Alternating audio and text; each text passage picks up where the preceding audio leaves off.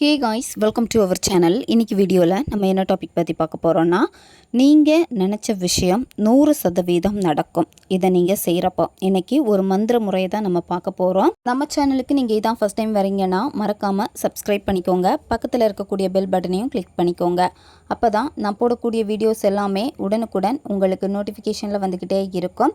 உங்களுக்கு எங்கிட்ட பர்சனலாக கிளாஸஸ் எடுத்துக்கணும் அல்லது உங்களுக்கு பர்சனல் டேரோக்கோ ரீடிங் தேவைப்பட்டுச்சுன்னா இன்ஸ்டா அல்லது மெயிலில் காண்டாக்ட் பண்ணுங்கள். டீட்டெயில்ஸ் எல்லாமே உங்களுக்கு வீடியோ ஸ்க்ரீனில் வந்திருக்கும், செக் பண்ணிக்கோங்க. இப்போது இந்த ரீடிங்கில் நம்ம போகலாம். இந்த மெத்தடை நீங்கள் என்ன விஷயத்துக்காகவும் பண்ணலாம். உங்களுடைய நியாயமான கோரிக்கைகளுக்காக இதை நீங்கள் செஞ்சீங்கன்னா நடக்கும். அதனால் உங்களுடைய நியாயமான கோரிக்கைகளை வச்சு இந்த மெத்தடை நீங்கள் செய்யுங்க. இது மந்திரம், முருகருடைய மந்திரம் தான். இதை நீங்கள் ரிலேஷன்ஷிப்புக்காக பயன்படுத்தலாம். உங்களுக்கு ரொம்ப நாள் ஆச்சு, ஜாபு தேடிக்கிட்டே இருக்கீங்க, வேலை கிடைக்காம இருக்குது, வீட்டில் மதிக்க மாட்டேங்கிறாங்க, உங்களுக்கு கவர்மெண்ட் ஜாபாக இருக்கலாம் அல்லது நீங்கள் இந்த கம்பெனிக்கு தான் போகணும் அப்படின்னு ஆசைப்பட்டிருப்பீங்க. இந்த மாதிரியான கோரிக்கைகளுக்கு நீங்கள் பயன்படுத்தலாம். கடன் பிரச்சனை இருக்குது, ரொம்ப கடன் மேலே கடன் கூடிக்கிட்டே இருக்குது, குறையவே மாட்டேங்குது, நகையெல்லாம் அடகுல இருக்குது, நகையை மீட்டெடுக்கணும், அதே மாதிரி பணம் வேணும், வீட்டில் பணம் தங்கவே மாட்டேங்குது, வர பணமும் அப்படியே செலவாகுது, எந்த விதமான சேவிங்கும் இல்லாமல் இருக்குது. இந்த மாதிரியான சிச்சுவேஷனில் இருக்கிறப்ப நீங்கள் பணத்துக்காக இதை நீங்கள் செய்யலாம். அதே மாதிரி சொந்த வீடு வாங்குறதுக்காக, கார் வாங்குறதுக்காக, அதே மாதிரி நிலம் வாங்குறதுக்காக, இந்த மாதிரி உங்களுக்கு என்ன தேவை இருக்கோ அந்த தேவைகளை பூர்த்தி பண்ணுறதுக்காக இதை நீங்கள் செய்யலாம். திரும்பவும் சொல்கிறேன், நியாயமான கோரிக்கைகளுக்காக தான் நீங்கள் செய்யணும். உங்களுடைய கோரிக்கை நியாயமானதாக இருக்குது அப்படின்னா நிச்சயமாக முருகப்பெருமான் உங்களுக்கு நடத்தி கொடுப்பாங்க. இந்த மெத்தடை நீங்கள் பர்டிகுலர் டேயில் தான் தொடங்கணும், இந்த நேரத்தில் தான் எழுதணும், அந்த மாதிரி எதுவுமே கிடையாது. சரியா? இதை எழுதுறதுக்கு முன்னாடி குளிச்சுட்டு நீங்கள் உங்களுடைய பூஜை ரூமில் ஒரு தீபம் ஏற்றி வச்சுட்டு, முருகருடைய ஃபோட்டோ இருக்குது அப்படின்னா அவங்க ஃபோட்டோ முன்னாடி ஒரு தீபம் ஏற்றி வச்சுட்டு அதுக்கப்புறமா நீங்கள் எழுதுங்க. ஃபோட்டோ இல்லைன்னா நார்மலாக வெறும் விளக்கு மட்டும் ஏற்றி வச்சுட்டு மனசார முருகரை நினச்சிட்டு உங்களுக்கு என்ன கோரிக்கை இருக்கோ அந்த கோரிக்கை நிறைவேறணும் அப்படின்னு, எப்படியாவது இதை எனக்கு நடத்தி கொடுங்க, இதுக்கான வழியை காமிங்க அப்படின்னு மனமுருகி நீங்கள் வேண்டுங்க. சரியா? இப்போது நீங்கள் எப்படி வேணும் அப்படின்னு சொல்லிட்டு ரொம்ப மனமுருகி கேட்பீங்களோ அதே மாதிரி முருகர்கிட்ட நீங்கள் மனமுருகி கேட்டிங்கன்னா நிச்சயமாக நடக்கும். பெண்கள் தீட்டு சமயத்தில் இதை எழுத வேண்டாம். நீங்கள் நான்வெஜ் சாப்பிட்டுட்டு கூட இந்த மந்திரத்தை எழுதலாம். நீங்கள் நான்வெஜ் சாப்பிட்டீங்க அப்படின்னா குளிச்சுட்டு எழுதுங்க. சரியா? அப்படி இல்லைன்னா எழுதிட்டு அதுக்கப்புறமா நீங்கள் நான்வெஜ் சாப்பிட்டுக்கோங்க. ரொம்பவும் சக்தி வாய்ந்த ஒரு மந்திரம் இது. ரொம்பவும் சிம்பிளாக தான் இருக்கும். ஒரே நேரத்தில் நிறைய கோரிக்கைகள் வச்சு நீங்கள் எழுதக்கூடாது. சரியா? இப்போ உங்களுக்கு வீடு வாங்கணும், பணம் வேணும், அதே மாதிரி ஜாபு வேணும், இந்த மாதிரி ஒரே நேரத்தில் நிறைய கோரிக்கைகள் இருக்கும். அதெல்லாம் சேர்த்து வச்சு கேட்டு எழுதக்கூடாது. ஏதாவது உங்களுக்கு ரொம்ப ரொம்ப இம்பார்ட்டண்ட்டாக இருக்கக்கூடிய ஒரு கோரிக்கையை நீங்கள் வச்சு வேண்டிக்கோங்க. சரியா? வேண்டிட்டு எழுதுங்க. அந்த கோரிக்கை நிறைவேறினதுக்கு அப்புறமா இல்லை அதுக்காக நீங்கள் எழுதி முடிச்சதுக்கப்புறமா இன்னொரு கோரிக்கைகளுக்காக நீங்கள் எழுதுங்க. சரியா? ஒரே நேரத்தில் போட்டு நீங்கள் எல்லாம் வேண்டிட்டு நீங்கள் எழுதவே வேண்டாம். ஒன்றொன்னா நீங்கள் கேளுங்க. இதில் ஹெல்த்துக்காகவும் நீங்கள் பயன்படுத்தலாம். சரியா? நான் எழுதி எனக்கு 2 நாளில் எனக்கு சொல்யூஷன் கிடச்சிச்சு. சரியா? நான் ஹெல்த்துக்காக தான் இதை ஃபாலோ பண்ணேன். இப்போ ஒரு 3-4 டேஸ் தான் ஆகுது நான் எழுதி. சரியா? ஆனால் எனக்கு 2 நாளில் இது நடந்துடுச்சு. எனக்கு 1 இயர் ஆக போகுது. ரொம்ப ஹெட் பெயின், ரொம்ப நாளாகவே ஹெட் பெயின் விட்டு விட்டு வந்துக்கிட்டே இருந்துச்சு. ஹாஸ்பிட்டல் போனப்போ அவங்க டேப்லெட் கொடுத்துட்டு அதுலேயும் சரியாகலைன்னா தலைக்கு ஸ்கேன் எடுத்து பார்க்கணும், இந்த மாதிரி எல்லாமே சொன்னாங்க. எனக்கு ரொம்ப கண்டினியூவாக இருந்துக்கிட்டே இருந்துச்சு. டாக்டர்ஸ் கொடுத்த டேப்லெட் நான் எடுத்துக்கிட்டேன். 2 நாள் தான் டேப்லெட் எடுத்துக்கிட்டேன். அதில் சரியாகலைன்னா ஸ்கேன் பண்ண சொன்னாங்க. ஆனால் அந்த 2 நாள் எடுத்துமே எனக்கு சரியாகலை. அதுக்கப்புறம் நான் டேப்லெட் எடுக்கிறதே விட்டுட்டேன். ஏன்னா எனக்கு டேப்லெட் எடுக்கிறது பிடிக்காது. ஹெல்த்தை கெடுத்துக்கிறது எனக்கு பிடிக்காது. இது கொஞ்சமாக விட்டு விட்டு வந்துக்கிட்டே இருந்துச்சு இந்த ஹெட் பெயின். இப்போது இந்த மந்திரம் நான் எழுதுனதுக்கப்புறமா எனக்கு சரியாக ஆரம்பிச்சிடுச்சு.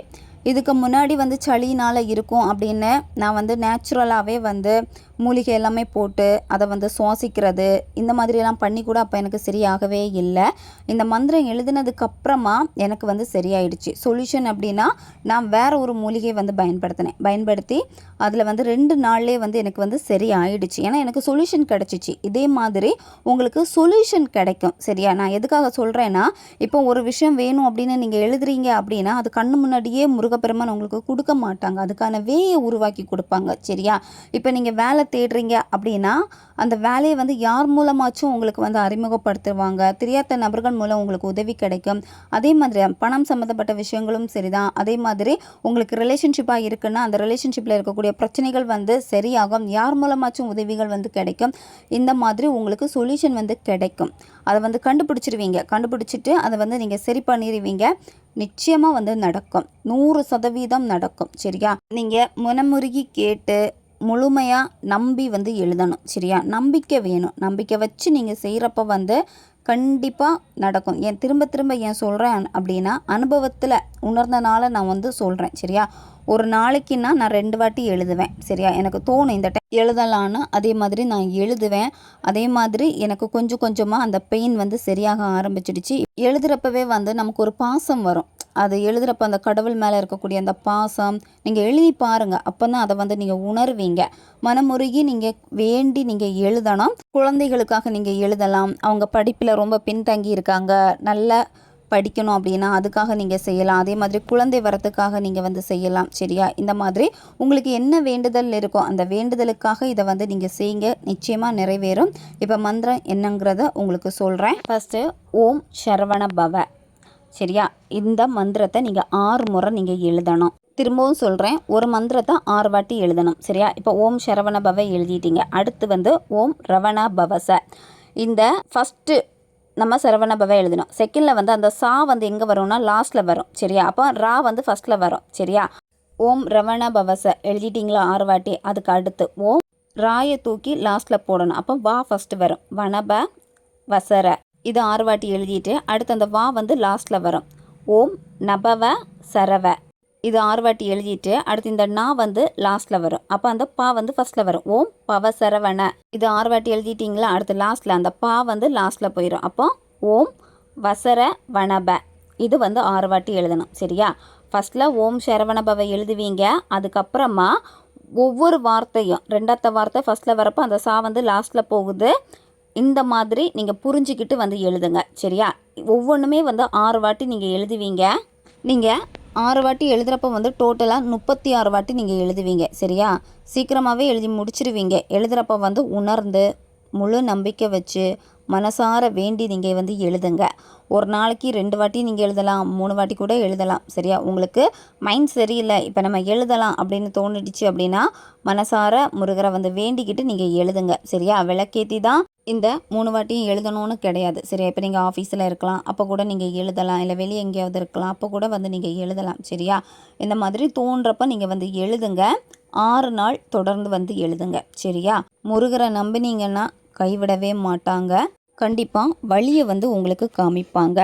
நீங்கள் இந்த நோட்டை வந்து உங்கள் கூடவே நீங்கள் வச்சுக்கோங்க. அப்படி இல்லைன்னா ஏதாச்சும் கோயில் இருந்துச்சுன்னா அந்த கோயிலில் கொண்டு போய் வச்சுருங்க, முருகருடைய கோயிலில். சரியா? உங்களுடைய அடுத்தடுத்த கோரிக்கைகளுக்காக இந்த நோட்டை நீங்கள் பயன்படுத்துங்க. கண்டினியூவாக உங்களுடைய ஒவ்வொரு கோரிக்கைகளும் இந்த நோட்லேயே நீங்கள் இந்த மந்திரத்தை எழுதுகிறப்போ அந்த நோட்டு ஃபுல்லாகும்.